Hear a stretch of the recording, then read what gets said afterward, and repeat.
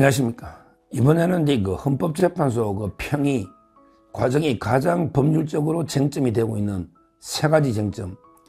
이것 때문에 그 상당히 격론이 벌어져서 평의가 늦어지고 있다. 어제요. 어제 최재 감사원장하고 이제 이창수 선고하고 나서 어제도 오후에 2시부터 계속 그 평의를 했고요. 오늘도 이제 또 평의를 하고요. 아마 주말에도 이게 모르겠어요. 날마다 이게 평의를 하고 있는데 지금 법조계에서 일반적인 분석이요. 판결문에 우리 대통령 측에서 강하게 비판하고 있는 이 세 가지 중요한 쟁점에 대해서 헌재가 어떻게 결론 내리고 어떻게 논거를 할지 거기에 이제 다수견에 소수견에 별개 의견 막 나오거든요. 여기 가장 지금 헌재에서 고민하고 있는 법률적인 3대 쟁점이 있다. 그렇죠. 그 세 가지에 대해서 취재한 걸 말씀드립니다. 아마 이게 판결문이 가장 헌법재판소가 골치 아픈 어떻게 이걸 결론 내리고 어떻게 이거 논거를 제시해야 될지 지금 골머리를 앓고 있다. 이런 게 법조계 일반적인 관측입니다. 첫째는요. 첫째는 이제 바로 일사부재의 이걸 이게 써야 되거든요. 일사부재의입니다. 의. 일사부재리가 있고 일사부재의. 이 말은 이게 동일한 회계에서 똑같은 안건 가지고 이게 한번 기각된 걸 또 이게 부결된 걸 또 할 수는 없잖아요. 그러니까 대통령이 탄핵도 누누이 말했지만 이게 한번 부결됐잖아요. 그런데 사실상 똑같은 사유로 또 이게 또 표결했잖아요. 그러면서 이게 계속 매주 하겠다고 했잖아요. 이런 식으로 이게 똑같은 징계 문제인데 우리가 징계도 한번 위원회 열어서 결론 내리면 그것서 끝나거든요. 예를 들어 우리 기업에서 징계하더라도 공무원들 징계할 때 봐요. 징계위원회 열어서 파면이다, 해임이다, 무혐의다 딱이 한번 결정하면 거의 끝나죠. 인사 문제. 이걸 이게 마음에 안 든다고 계속 징계위원회를 또 열 수는 없잖아요. 이게 일사부재의 여기에 대해서 국회 원래 국회법 해설서나 입법조사처 또 이게 법조계에서는 야 이건 아니지 않냐. 노무현 대통령이 한 번 의결했고 박근혜도 한 번 했지. 그러면 이게 앞으로 대통령이 있으면 계속 될 때까지 기우제식으로 계속 표결이 되느냐. 이게 상당히 문제가 되고 있고 여기에 대해서 이제 헌재가 만에 하나게 대통령 측의 주장을 안 받아주면 그 논거를 내야 되잖아. 이 논거가 이게 만만치 않다는 거예요. 물론 이게 완전하게 동일한 게 아니지 않느냐. 그러니까 이제 좀 다르다 사유가. 근데요, 이게요, 사유가 다르려면 완전히 별개의 새로운 탄핵 사유가 새롭게 놓으면 모르겠는데 그게 아니잖아요. 오히려 이게 형법의 내라는 똑같고요. 그 다음에 한미일 공조는 오히려 뺐잖아요. 오히려 이게 1차 의결 때 사유가 더 많고 2차 때는 이게 빠졌다고. 이 말은 이게 똑같은 사유지.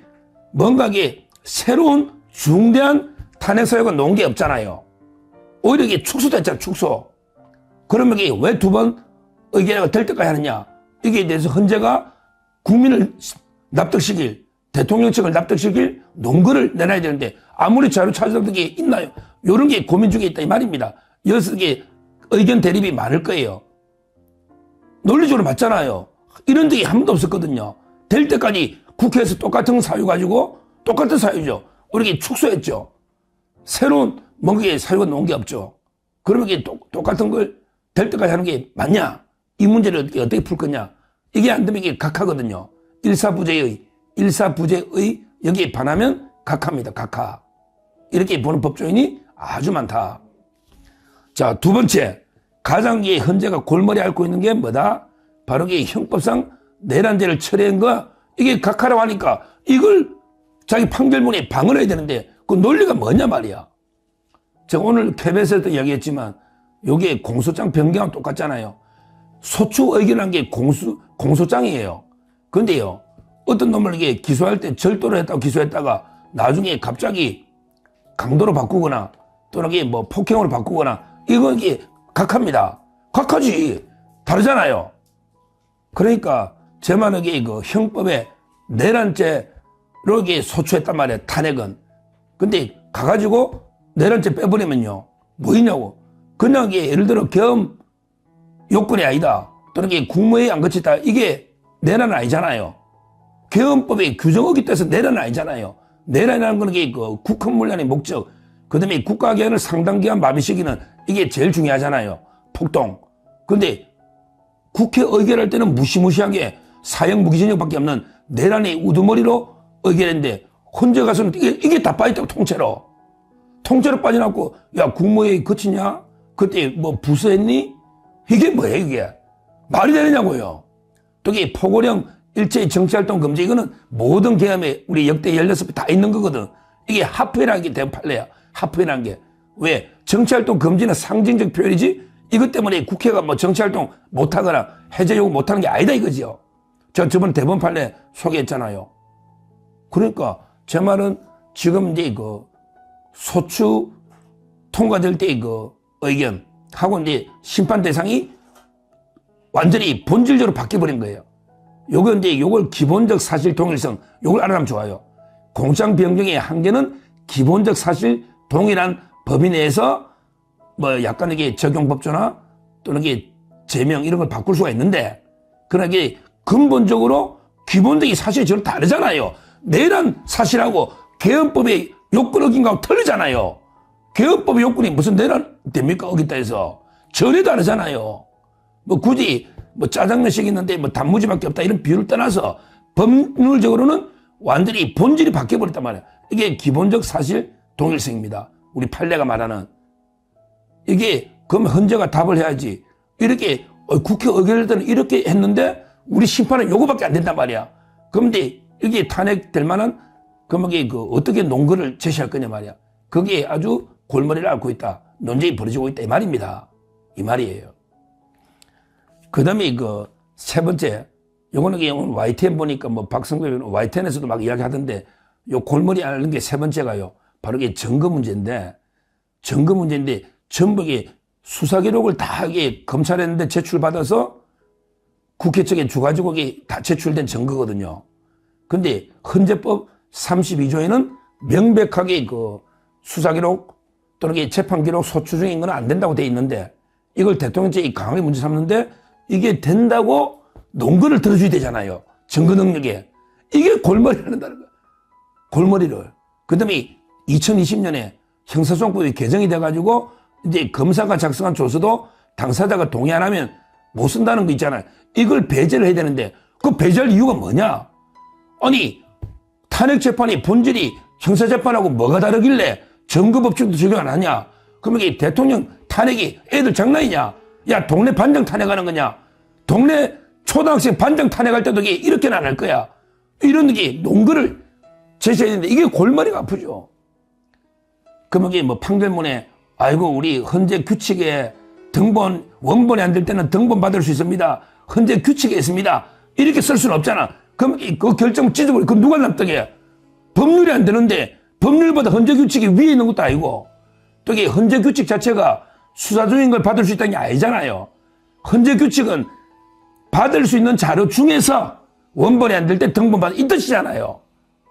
그게 수사 기록까지 받을 수 있다는 뜻은 아니잖아요. 헌재 규칙이. 그렇게 판결문에 못 쓰잖아요. 그러니까 대통령 측이 하나하나 주장한 걸 조목조목 이 판결문에 반박을 해줘야 되거든. 그러니까 어제 그 판결문 봐도 뭐 이게 예를 들어 탄핵권이 남용됐기 때문에 각합니다. 이러면 이게 탄핵 남용은 아니다. 뭐 이런 식으로 이게 또 말도 안 되는 체제 이런 거 써주잖아요. 그러니까 항상 이 당사자가 주장한 거, 그 다음에 국회가 소추 의결한 거, 요거는 답을 내줘야 돼요. 물론 이게 소추 의결에 빠져 있는 거는 답할 필요가 없어. 그런 게 어제도 오잖아요. 그러니까 국회 소추할 때 있었던 그거는 이게 판결을 해줘야 되거든요. 물론 이게 국회 소추에 없는 거는 헌재와 가지고 새로 주장하면 그건 판단도 안 해줘요. 이걸 이게 불고불리랍니다. 불고불리.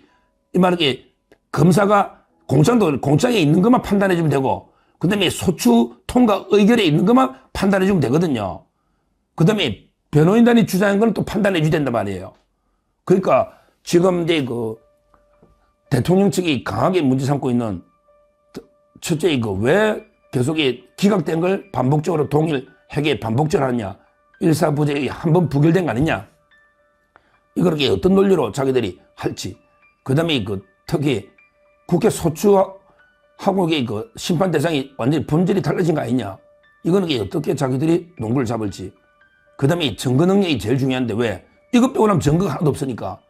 이걸 어떻게 증거 능력을 부여할지. 특히 법이 바뀌어버리는데 박근혜 설례도 이게 불법이지만 또 박근혜 대통령 설례하더라도 이게 2020년에 법 바뀐 건 또 어떡할 거냐 말이야. 어떡할 거냐. 이런 게 절차 문제. 이런 게 다 각하사유거든요. 절차 문제가. 그러니까 실제 판단에 체포조가 있었냐, 국회를 봉쇄했냐, 끌어내렸냐, 이거 이전에 근본적인 절차 문제가 있거든요. 그래서 이게 각하 이런 이야기가 많이 나오는 겁니다. 왜? 공장도 공소기각이거든요. 공장 변기의 한계를 넘어버리면 공소기각입니다. 무죄, 유죄를 판단 안 해주거든요. 따라서 이게 아마 헌재가 그래서 지금 경론을 벌이고 있다. 아직도 이게 의견이 안 모아지고 왜? 판결문을 써줘야 되는데 논리가 내가 안 하면 이게 누가 승복하느냐고. 저도 이 세 가지가 특히 쟤부터 서정욱부터 납득을 시기 바란 말이야. 제가 납득이 돼야 승복합시다. 하지 제가 납득이 안 되면 이게 판결에 승복할 수 없잖아요. 납득이 돼야 승복하지. 무조건 승복하라. 승복 안 한다고 이게 승복이 됩니까? 자발적으로 승복이 돼야 되잖아요. 근데 국민들도 법을 잘 알거든요. 이제 국민들도 이게 준법조인입니다. 따라서 제 말은 이 3대 쟁점은 헌재가 명쾌하게 만약에 논거를 제시하지 못했을 때는 불복이 올 수밖에 없고 이것 때문에 상당히 이때까지 최장기간 벌써 17일이 지나고 있잖아요. 최장기간이 도가하고 있다. 요거는 제가 이제 법적인 일반적인 분석이고 그걸 떠나서 제가 듣고 있는 헌재에도 이게 가장 골머리 아프다. 이런 이야기니까 그 세 가지 쟁점 이걸 잘 한번 지켜보시면 되고 요게 납득이 안 되면 저는 절대 판결에 승부하지 않는다. 이걸 분명히 말씀드립니다. 감사합니다. 저는 오로지 국민 여러분만 믿고 신명을 바쳐 자유 대한민국을 지켜낼 것입니다. 저를 믿어 주십시오. 감사합니다.